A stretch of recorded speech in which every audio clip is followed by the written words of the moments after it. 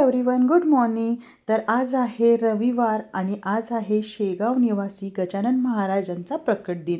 मी just ऑफिसवरून आलेले आणि आम्ही लगेच रेडी झालेलो, कारण मंदिरामध्ये जायचं होतं आणि भरपूर अशी गर्दी असते, त्यामुळे वेळ झाला असता. म्हणून मग मी 3 वाजता 3:30ला घरी आले आणि आम्ही लगेच 4:15ला निघालो मंदिरमध्ये जाण्यासाठी.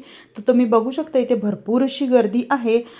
तुम्ही चपलांचं स्टँड बघू शकता, त्यानुसार अंदाजा लावू शकता की भरपूर अशी गर्दी होती.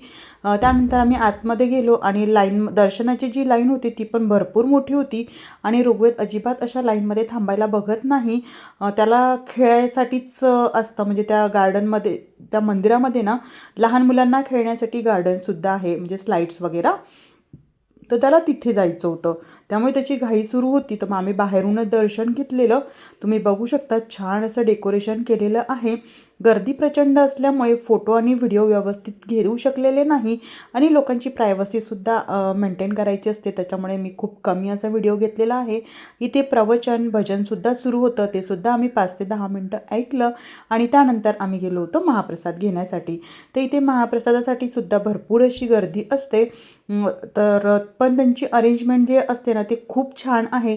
म्हणजे लोकांना असं खूप तात्काळत उभं राहावं लागत नाही. अगदी 15 ते 20 मिनटामध्ये आम्हाला म्हणजे प्रसादाचं जे ताट आहे ते मिळालं होतं. तर अशा पद्धतीने आम्ही प्रसाद वगैरे घेतला आणि त्यानंतर ऋग्वेदला खेळण्यासाठी स्लाईडवर घेऊन गेलेलो होतो. तर तिथेसुद्धा जवळपास अर्धा ते पाऊण तास आम्ही खेळलो. तिथे भरपूर अशी गर्दी होती, त्याच्यामुळे त्याचे फ्रेंड्स वगैरे पण झालेले आहेत. आणि त्यानंतर घरी आलो आणि मला फोटोशूट करायचा होता. मी क्लाउड किचन सुरू केलेलं आहे बर्गर सँडविचेससाठी.